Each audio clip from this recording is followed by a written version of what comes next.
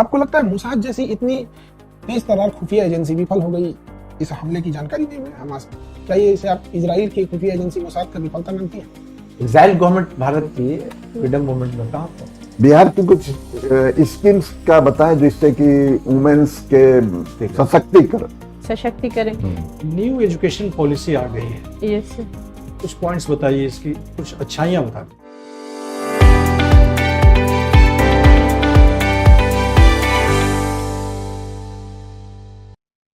Please, may I come in, sir? Morning, sir. Good morning, sir. बैठिए। Thank you. ताकिया इमाम, Yes, sir. आपने graduation 2009 में कर लिया था Yes, sir. और बीच में आप 2 साल तक 2012 से 2014 तक असिस्टेंट प्रोफेसर रही थी। Yes, sir. ये एक प्राइवेट कॉलेज पटना में ही है, सेमटेक। वहाँ पे मैंने as a lecturer, as an AP काम किया था, क्योंकि मैंने नेट क्वालिफाई किया था आफ्टर माय मास्टर्स। तो इतना अच्छा प्रोफेशन है, एक एजुकेशन का, टीचर का, प्रोफेसर, एक अच्छा जॉब है, आप उसको छोड़ के बीपीएससी में क्यों आना चाहती हैं? सर, इसके बहुत सारे फैक्टर्स हैं। फर्स्ट ये है कि बिहार में अलाइड सब्जेक्ट को ये मेन सब्जेक्ट के साथ नहीं ले रहे, उस पर बहुत सारे कोर्ट केसेस चले।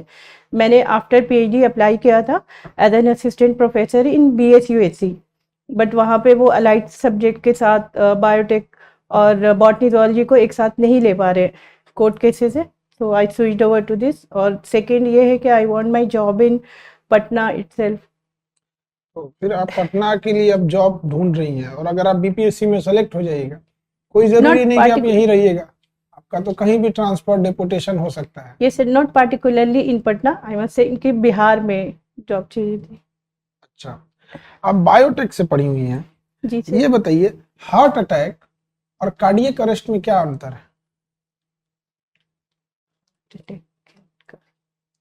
आजकल ये केसेस बहुत बढ़ गए हैं। Yes sir. अच्छा, ये बताइए जो हार्ट अटैक इतने बढ़ रहे हैं, क्या आपको लगता है कि कहीं कोविड वैक्सीन का या पोस्ट कोविड का तो असर नहीं है, या क्या कारण है इसके लिए?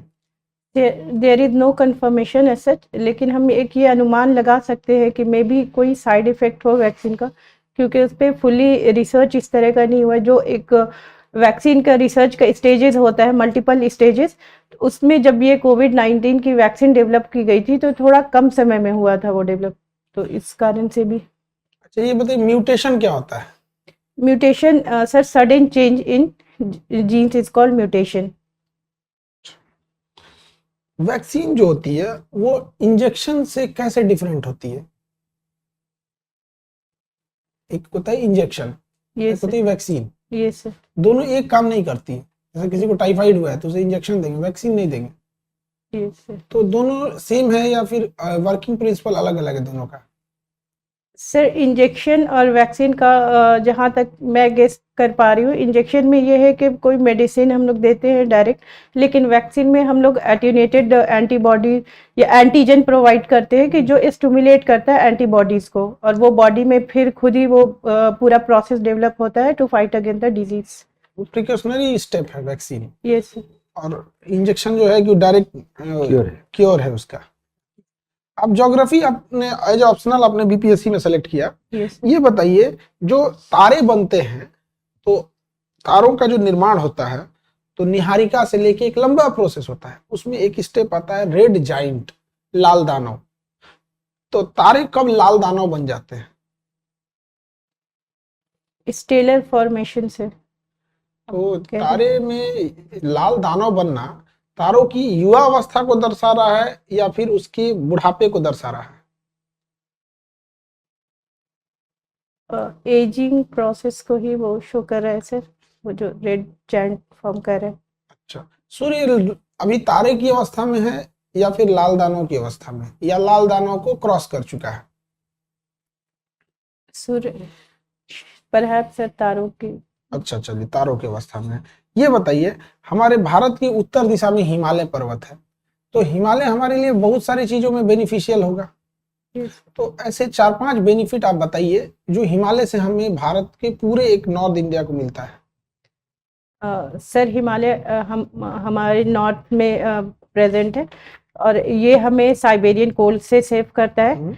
दूसरा है कि ये एज अ डिफेंस मैकेनिज्म भी यूज कर सकते हैं, like attack from different region from China and all that. अच्छा, और एक क्लाइमेटिक कंडीशन हो गया, और एक ये बाउंड्री लाइन डिफाइन करता है, क्योंकि इसकी बाउंड्री जो है तिब्बतन प्लेटियोज या फिर चाइना से रिलेटेड है, तो वो एक पार्टिकुलरली डिफाइन हो जाता है। और दूसरा ये इसका कुछ एंड जो आता है वो एज अ टूरिस्ट प्लेस भी यूज करते हैं, लाइक इन कश्मीर। और इसका एंड एक सोमेश्वर रेंजेस बिहार में भी आता है, जिसकी वजह से वेस्ट चंपारण का क्लाइमेट बेटर होता है, और वहाँ पे कुछ डून्स वगैरह डेवलप है और डेवलप कर भी सकते हैं as a tourist place in Bihar also. क्या अगर हिमालय नहीं रहता तो मानसून आ पाता? मानसून पे क्या असर पड़ता अगर हम हिमालय को हटा दें? तो भारत पे जो मानसून है इंडिया का, जो वाटर है जो हमें मिलता है मानसून के थ्रू, वो मिल पाता है या नहीं? सर साउथ वेस्ट मानसून जो है वो हमें मिल पाता, क्योंकि वो इंडियन ओशन से ओरिजिनेट कर रहा है, लेकिन बाकी जो मेडिटेरेनियन सी से आते हैं मानसून, तो उसमें वो मेडिटेरेनियन सी इफेक्ट से जो करता आप बता रही हैं वेस्टर्न डिस्टर्बेंस से, वो हमारे यहाँ न भी आए तो कोई खास फर्क नहीं पड़ेगा। 3% बारिश ही होता है जो वेस्टर्न डिस्टर्बेंस Yes, जिसे sir. जेट स्ट्रीम लेके आती है Yes, और वो sir. टकरा देती है अफगानिस्तान में, Yes. हिंदुकुश पर्वत के आसपास। ये सर, तो अगर वो 3% नहीं भी होगा तो कोई बहुत बड़ा इफेक्ट तो पड़ने वाला नहीं। बट सर उसका थोड़ा बहुत इफेक्ट पंजाब और कश्मीर एरियाज में आ जाता है, जिसकी वजह से राबी क्रॉप्स ग्रो अच्छा, करने में ये हिमालय सब नहीं हेल्प करता रहेगा है। तो यूपी बिहार के बारिश पे कोई इफेक्ट पड़ेगा? Sorry to recall. अभी हमास नामक संस्था, आतंकवादी संगठन जिसे इजराइल कहता है, इजराइल ने भारत से भी गुहार लगाई है कि हमास को आतंकवादी संगठन घोषित किया जाए। यस आपको लगता है मोसाद जैसी इतनी तेज तर्रार खुफिया एजेंसी विफल हो गई इस हमले की जानकारी देने में हमास? क्या ये इसे आप इजराइल के खुफिया एजेंसी मोसाद का विफलता मानती हैं? सर, इसे डायरेक्टली विफलता तो नहीं कह सकते हैं, क्योंकि जो ये अटैक था वो मल्टीपल था, और बहुत ही शॉर्ट पीरियड में इन्होंने हज़ारों मिसाइल कर दिए थे, जिसकी वजह से जो उसका वो डोम है या फिर वो एजेंसी थोड़ी बहुत चूक हो गई। बदले में जो रिटेलिएशन हुआ इजराइल के थ्रू, यस हमास का जवाब देना था, बदले में 20,000 से ज्यादा फिलिस्तीनी मारे गए जिसमें बच्चे और महिलाएं शामिल हैं। Yes. आपको क्या लगता है इसके लिए क्या इजराइल को आप जिम्मेदार ठहराती हैं?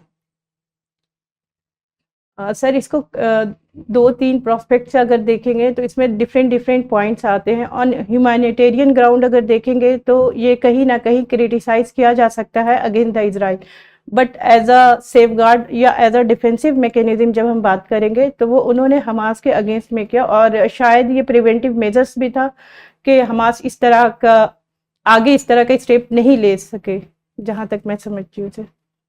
हमास का कहना है कि हर देश के पास अपनी सेना है, एयरफोर्स है, नेवी है, सब कुछ है। Yes.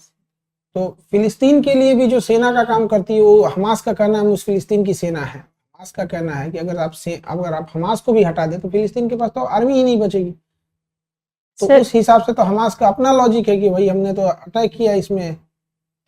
सर, किसी कंट्री की मिलिट्री या आर्मी वहाँ के गवर्नमेंट से ऑथराइज्ड होती है, और एक सेपरेट बॉडी जब अटैक करती है किसी अदर नेशन पे तो वो फिर एज अ टेररिस्ट ग्रुप या फिर नेगेटिव टर्म में ही लेते हैं इस चीज को।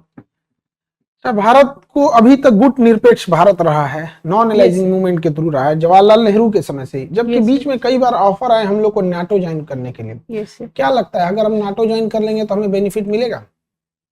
सर, इंडिया की अभी जो पॉलिसी है वो मल्टीलैटरलिज्म पे है, ये बायलैटरल ग्रुप में विश्वास नहीं रखता है अपना कि किसी एक पार्टिकुलर ग्रुप में होगा। ये सर मल्टीलैटरल है, उससे हमें कुछ बेनिफिट तो मिलेंगे, but joining it as a whole and soul will harm our जो कॉन्सेप्ट हमारा है नॉन अलाइनमेंट का, उसे कहीं ना कहीं उससे हार्म तो पहुंचेगा ही, क्योंकि कुछ नेशन से, जैसे हमारे कुछ फेवर्ड नेशन से, कुछ अगेंस्ट द नेशन है लाइक रशिया एंड ऑल, तो उस फ्रेंडशिप पे थोड़ा बहुत असर आ सकता है।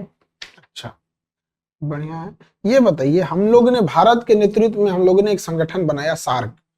आप ये कह सकते हैं कि हम लोग ये कह सकते हैं कि सबसे धीमी अगर किसी संगठन का विकास हुआ है तो सार्क का हुआ है, जबकि इसमें सबसे महत्वपूर्ण भूमिका भारत की है। क्या कारण रह गया कि सार्क किसी ठोस निर्णय पर नहीं पहुंच पाया आज तक?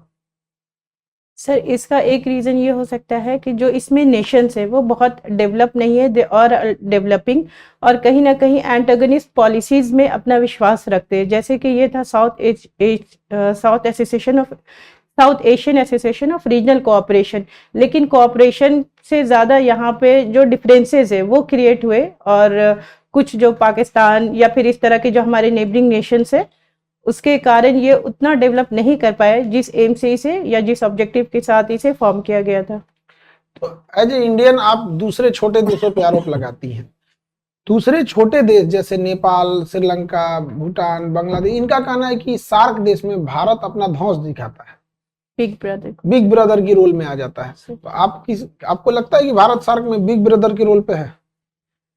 Sir somewhere in the past ये कॉन्सेप्ट या ये थ्योरी डेवलप थी बिग ब्रदर की, बट प्रेजेंट टाइम में इंडिया अपने साथ सब कंट्रीज को लेकर चल रहा है, whether it is developing whether it is develop, क्योंकि इंडिया का इन्वॉल्वमेंट हम बहुत सारे ग्रुप के साथ देख सकते हैं, जैसे एचसीओ में भी वो है, सार्क में भी है, या फिर साउथ एशियन लुकिस पॉलिसीज है। तो यहाँ पे बिल्कुल हम ये नहीं कह सकते कि ये as a big brother role play कर रहा है, rather a helping hand and trying to cooperate with its neighbours and all.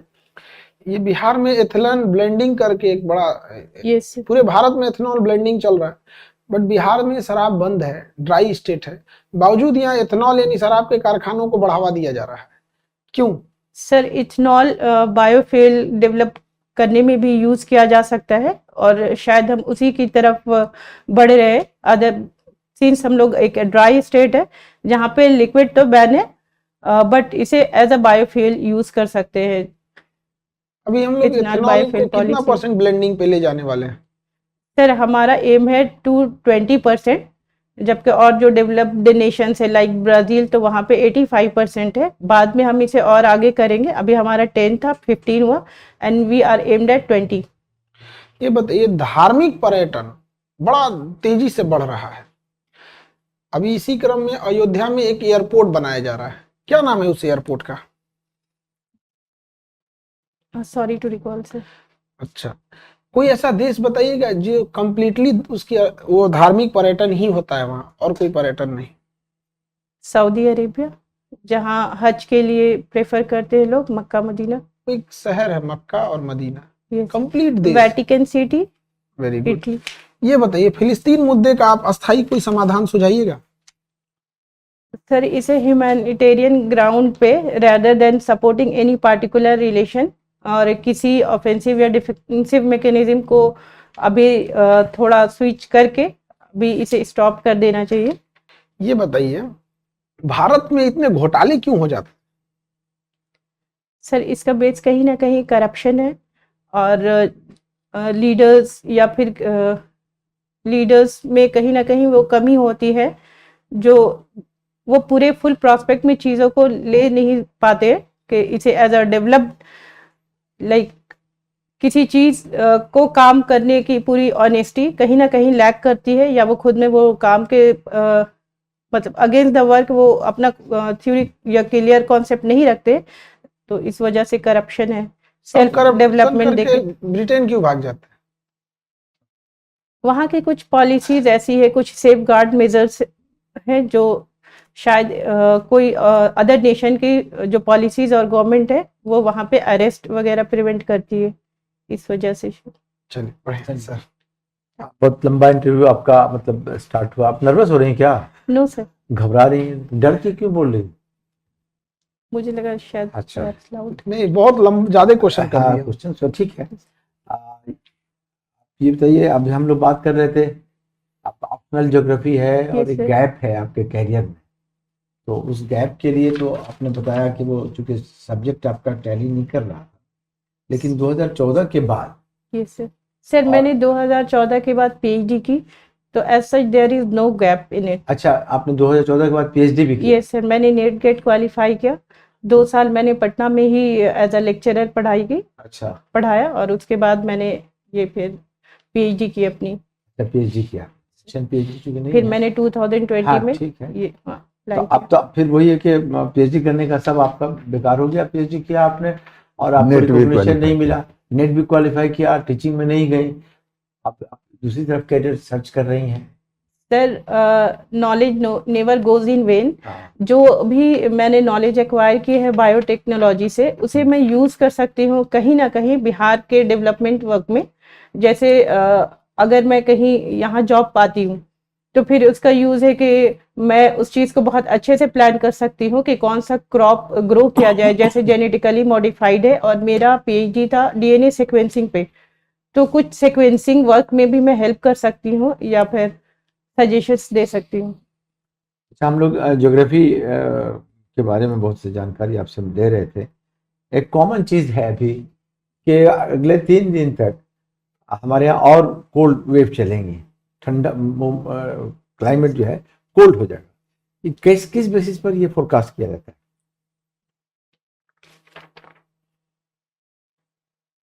ये सिर्फ फॉल इन टेम्परेचर,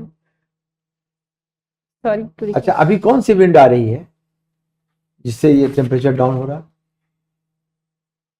मानसून का? North east, sorry. अच्छा,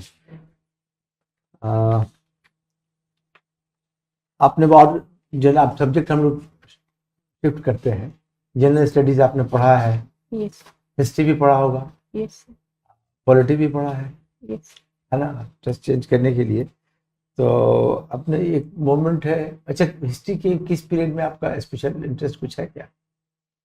सर रियली मैंने मॉडर्न Modern हिस्ट्री history पढ़ी ज़्यादा थी और थोड़ी बहुत बिहार एंशिएंट हिस्ट्री की है और दिल्ली जनरल सल्तनत स्टडीज में। अच्छा, दिल्ली सल्तनत भी पढ़ा आपने।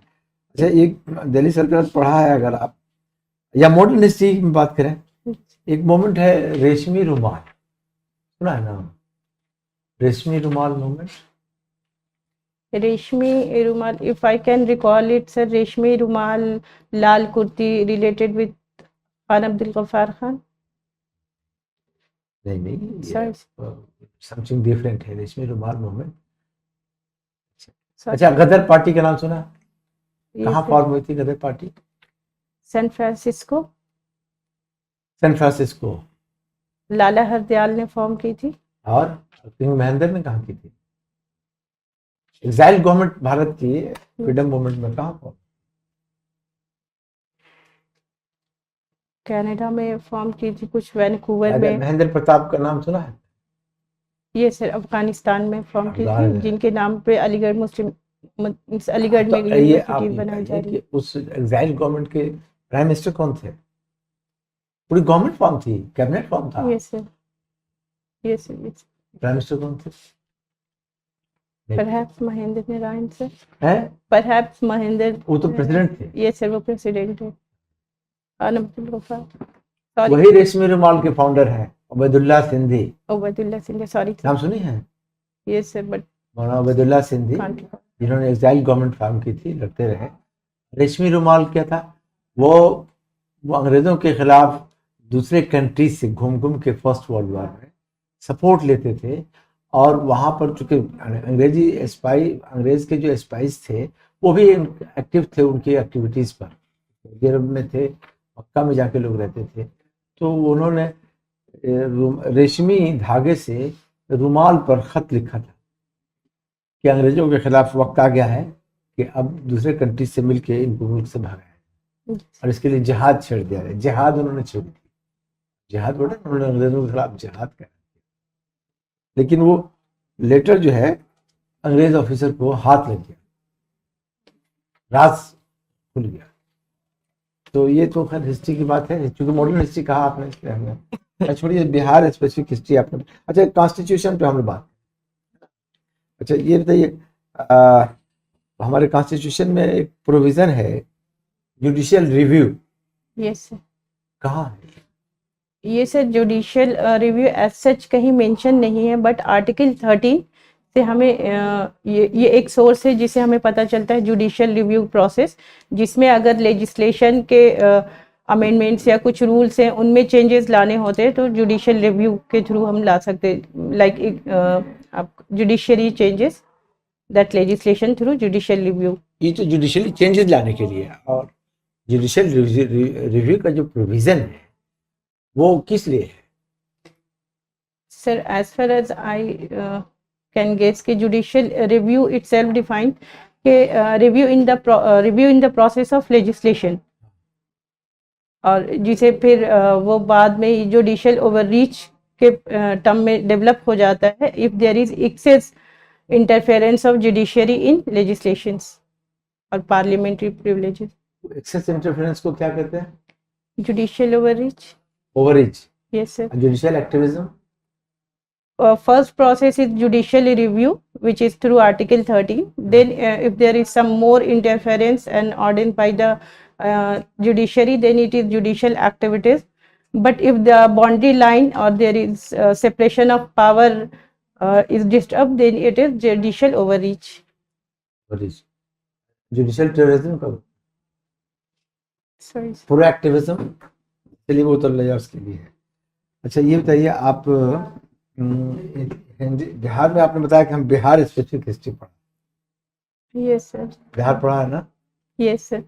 बिहार में आपको सबसे अच्छा हिस्ट्री के पॉइंट ऑफ व्यू से रूलर कौन नजर आया? Sir Ashoka. Yes sir. क्या खूबियां आपको नजर आई? अशोका की कुछ पॉलिसीज थी, जैसे धम्म पॉलिसीज, उन्होंने सिर्फ बिहार के लेवल पे ही नहीं बल्कि ऑल इंडिया लेवल पे यूनिफाइड यूनिटी जो थी वो चीज़ लाई, यूनिफाइड किया पूरे नेशन को। और उन्होंने मोरालिटी बेसिस पे, like Dhamma is moral concept या मोरल बेस्ड ये जो अशोका पॉलिसीज का है। जो धम्मा का कॉन्सेप्ट है ये कैसे हम तक आया, कैसे हम लोग ने जाना?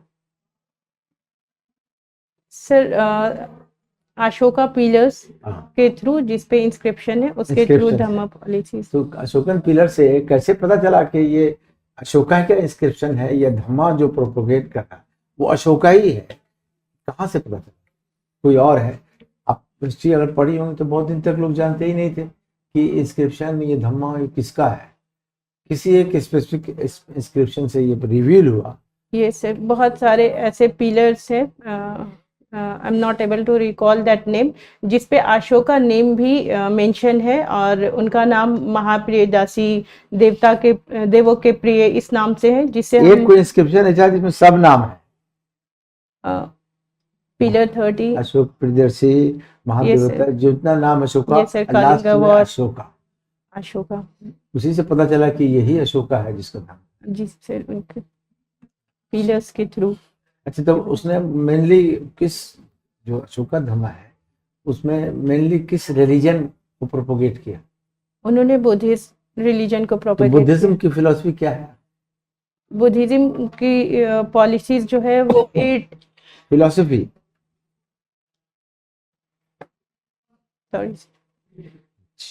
बेसिस, जो, हाँ बताइए। Knowledge, faith, right knowledge, right faith, right four concentration, noble truth क्या है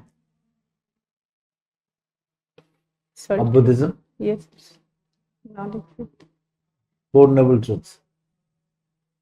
it's all about pain. Yes, all about pain, yes sir, existence of pain, Pain. Miseries, miseries, Pain- pain का हाँ। अगेंस्ट द पेन फाइट करना, pain का निर्वाणा, और pen से ही related है वो, पेन से ही book related तो है यस ही। सर, पेन है, चार जो है, यस सर, पेन है, इसका कारण है, इसका निवारण है, और Yes, उसके sir. निवारण का रास्ता ये है। Four noble truths. Yes sir, निवारण का रास्ता क्या है? 8 फुट पाथ सुना है? Yes sir, that is what I was saying. चल चुके हैं। हिस्ट्री आप लोग को ऑप्शनल भी नहीं है, नहीं है। जनरल स्टडी में जानना है तो इतना जानने की जरूरत नहीं है। फ्रीडम मूवमेंट को तो जानना ही होगा। यस, अब तो फ्रीडम मूवमेंट में आप बताइए, बिहार की महिला फ्रीडम लीडर बिहार की बताइए। सर बिहार से जो फीमेल्स थी वो सिविल डिसोबीडियंस मूवमेंट में भी थी, नॉन कॉपरेशन में भी थी, और क्विट इंडिया मूवमेंट में भी थी। इनमें नाम आता है सरस्वती देवी का, और अदर्स लेडीज भी हैं, उषा मेहता तो यहाँ से मिलती, प्रभावती देवी, ठीक, सरस्वती देवी, और इस तरह के, sorry to recall sir, miss कर रही। अच्छा अच्छा। तो ये आप प्रभावती देवी के बारे में क्या जानते हैं? क्या एक्टिविटी थी उनकी? प्रभावती देवी, सॉरी टू चलिए, रिकॉल। ठीक, आप पूछिए।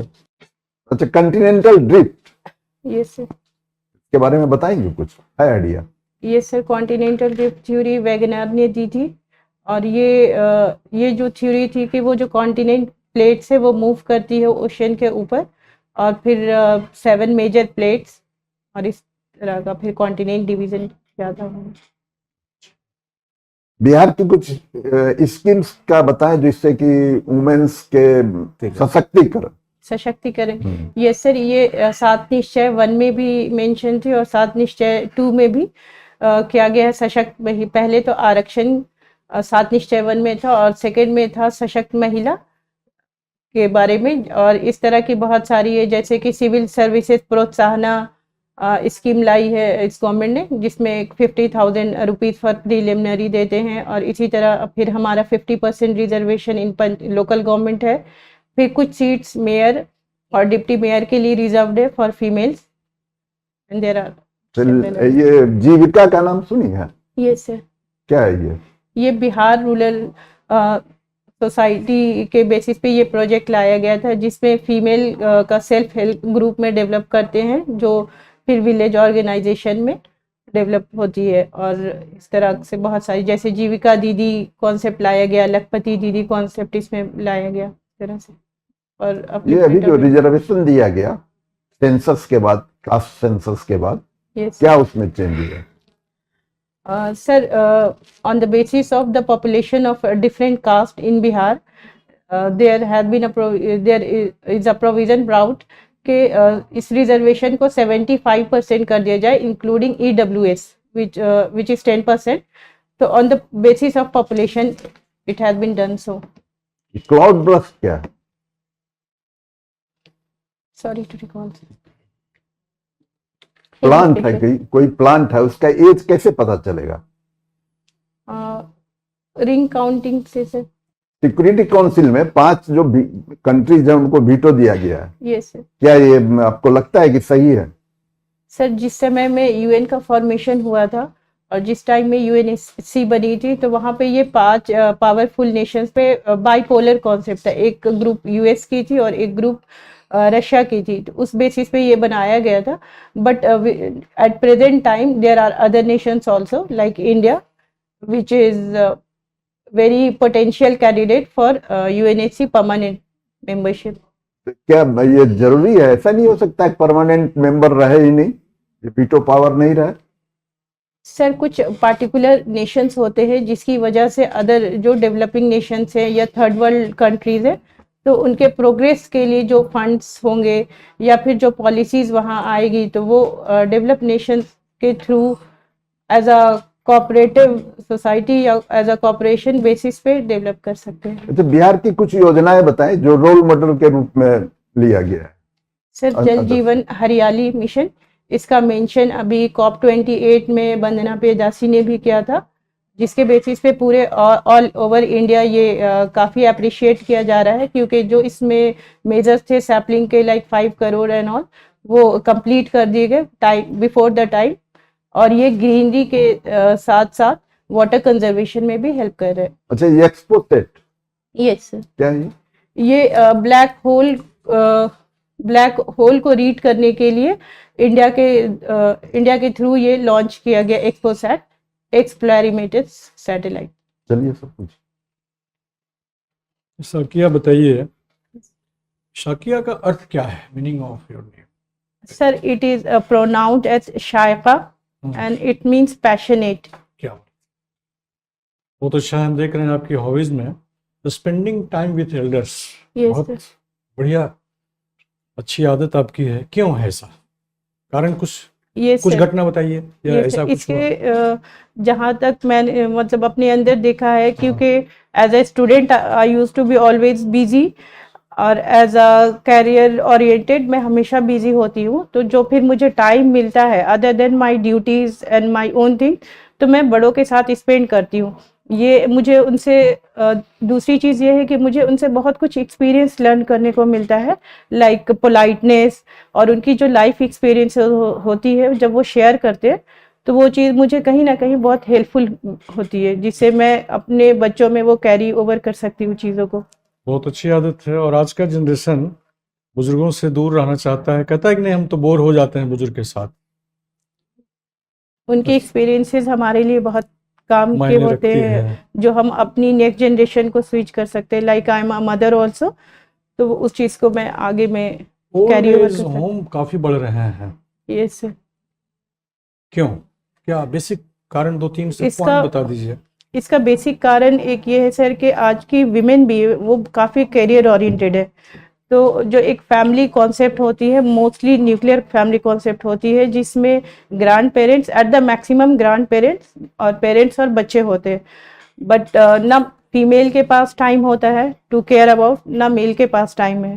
तो फाइनेंशियली वो काफ़ी सिक्योर्ड होते हैं, तो उन्हें फिर वो ओल्ड एज होम में ट्रांसफ़र कर देते हैं। कुछ रोक तो नहीं सकते हैं, लेकिन जो बढ़ रहा है इसका रेशियो, उसको Yes, sir. कंट्रोल करने का कोई उपाय है क्या? उसके कुछ रेगुलेटरी मेजर्स हो सकते हैं कि उन्हें भी हम बिजी करें। उनका भी एक जैसे कि फीमेल के लिए पार्टिकुलर एक सेल्फ हेल्प ग्रुप बनाया गया है, तो उसी तरह ओल्ड एज के लिए भी हम कुछ ग्रुप्स बना सकते हैं, जिसमें वो अपने साथियों के साथ टाइम स्पेंड करें और एक उन्हें घर का भी आनंद मिल पाए। बहुत अच्छा, बहुत अच्छा। और आपने आइडियल पर्सन बनाया है टीएन सेशन साहब। Yes sir. मेरे भी बहुत आइडियल रहे हैं, तो क्यों बनाया आपने, जरा हम जो मानते हैं उसमें कुछ ऐड कर लेंगे आपसे समझकर। सर टीएन सेशन जब वो आए थे एज एन इलेक्शन कमिश्नर, तो उन्होंने बहुत सारी चेंजेस किए थे, और जिस टाइम जो पॉलिटिकल इन्वायरमेंट था उस टाइम में वो काफ़ी सॉर्ट ऑफ करप्ट था, like booth looting and all that. तो वो चेंजेस उन्होंने खुद अपने बेसिस पे किया और वोटर आईडी कार्ड जैसी चीज़ें लाई। तो ये शो करती है कि अगर एक इंसान भी ऑनेस्ट है और उसने अपना फुल दिया है, तो he can bring the change. अच्छा, इस रिफॉर्म में या उनके जो माइंडसेट थे काम करने के, उसमें पूरे देश में सबसे ज्यादा अटेंशन किस स्टेट में रहा? Sir I can guess perhaps बिल्कुल, बिहार। सही सही आपने कहा। ऐसा क्यों था बिहार में? बिहार में क्यों रहा? सर बिहार में पॉलिटिकल बता सिस्टम दीजिए, बूथ काफ़ी लूटिंग था। अनस्टेबल रहा है। बूथ लूटिंग और यही होती थी। ये सर काफ़ी इंस्टेबिलिटी रही है, और एक कोई पार्टिकुलर पार्टी यहाँ पे कभी मेजॉरिटी के साथ नहीं आती, तो हमेशा मोस्टली कोalition फॉर्मेशन है गवर्नमेंट का। एक बिहार से कारण ही। ये भी हो सकता है सर कि बिहार कास्ट और रिलीजन पॉलिटिक्स होती है rather than डेवलपमेंट अच्छा, पॉलिटिक्स। उनके पावर को थोड़ा सीज किया गया था। गवर्नमेंट ऑफ इंडिया ने क्या किया, उनके पावर को थोड़ा कटिल किया, डिसेंट्रलाइज कर दिया। क्या मेजर्स लिए थे गवर्नमेंट ऑफ नॉट इंडिया ने? अवेयर, सॉरी, 2 नॉट मेंबर बढ़ा दिया था ना अवेयर। इलेक्शन कमिश्नर, उनके समय में 2 और बढ़ा दिए गए थे, और हुआ ये कि सर नहीं, नंबर 3 इनको थोड़ा जो था। रखा जाए दायरे में। यस सर, जिस पे अभी अच्छा, लास्ट में उन्होंने कोई इलेक्शन भी लड़ा था क्या not parliament? Sure sir, perhaps उन्होंने लड़ा था, बट श्योर हार गए थे यस सर। शायद, एलके आडवाणी के खिलाफ लड़े थे गांधीनगर से। अच्छा, यस सर, हाँ। गुजरात से। हार गए थे। ये बता दीजिए, न्यू एजुकेशन पॉलिसी आ गई है, यस सर। कुछ पॉइंट्स बताइए, इसकी कुछ अच्छाइयाँ बता दीजिए। यस, न्यू एजुकेशन पॉलिसी एक फॉरवर्ड पॉलिसी है। लाइक इसमें जो चेंजेस लाए गए हैं वो बुक जो लर्निंग है वो थ्रू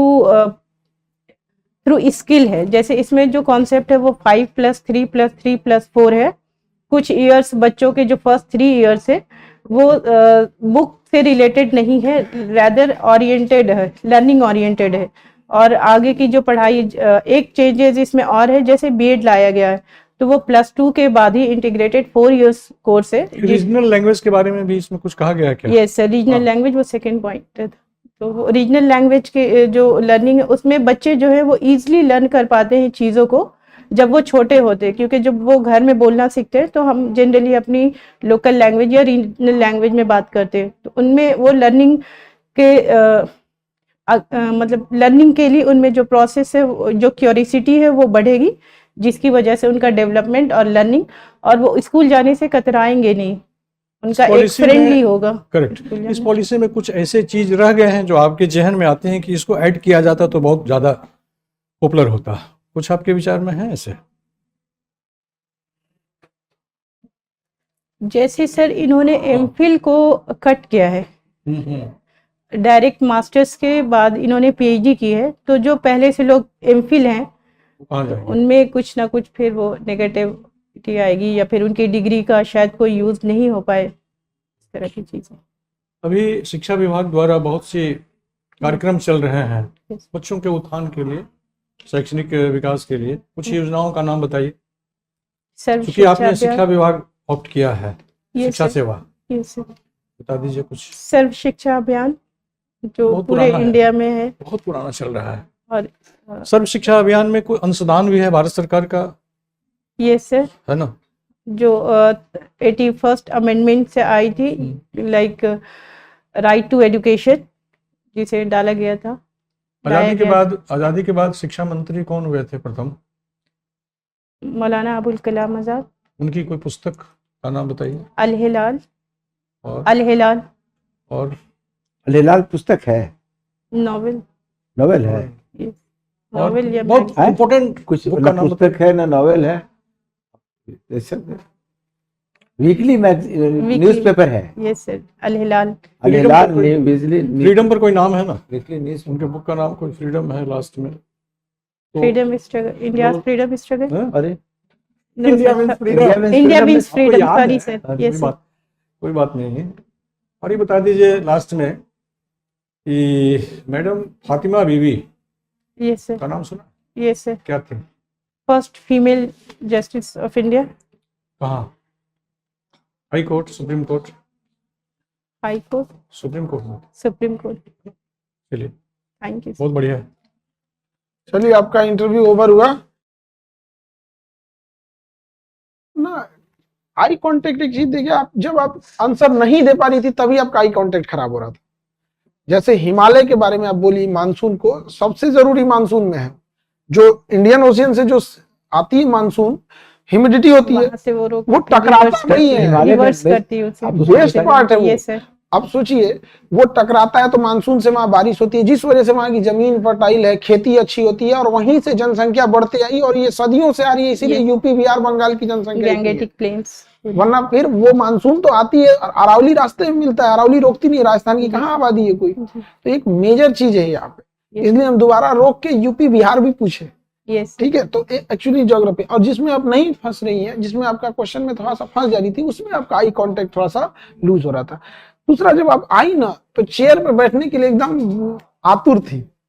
हम लोग को बोल देते वरना बैठ ही जाएंगे अपने से। तो थोड़ा सा ना चेयर के बगल में रुकना है। आप चेयर के सामने आके सिटिंग पोजीशन पे आने के बाद आप रुकी थी, चेयर के बगल में बोलना, बैठ खड़े होना है, और वहां वेट करना है परमिशन का। जब वहां से परमिशन मिल जाए तब चेयर के सामने आके बैठ जाना है।